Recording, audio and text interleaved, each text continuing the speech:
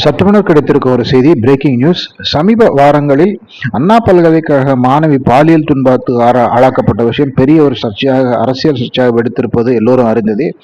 இதில் அண்ணா திராவிட முன்னேற்ற கழகம் பெரிய அளவில் போராட்டங்கள் நடத்தி ஒரு குறிப்பிட்ட நபர் யார் என்று கேட்கும் வண்ணமாக யார் அந்த சார், அதாவது இந்த வழக்கில் கைது செய்யப்பட்ட குற்றவாளி சொல்லும் சார் யார் என்று விசாரிக்க வேண்டும் என்று அதிமுக சொல்லியிருக்கிறது. இப்பொழுது திராவிட முன்னேற்ற கழகத்துடைய கூட்டணி கட்சியான விடுதலை சிறுத்தைகள் கட்சி தலைவர் திருமாவளவன் அவர்கள் இதே கருத்தை சொல்லியிருக்கிறார். அவர் யார் அந்த சார் என்பது குறித்து அரசு தீவிரமாக விசாரிக்க வேண்டும் என்று சொல்லியிருக்கிறார். இது அதிமுகவுடைய கேள்விக்கு வலு சேர்ப்பதாக இருக்கிறது. தேர்தல் வரும் வேளையிலே கூட்டணி கட்சிக்குள் இப்படி திருமாவளவன் பேசியிருப்பது திராவிட முன்னேற்ற கழக தரப்புகளை பெரிய அதிர்ச்சியடைய வைத்திருப்பதாக தகவல்கள் வருகின்றன.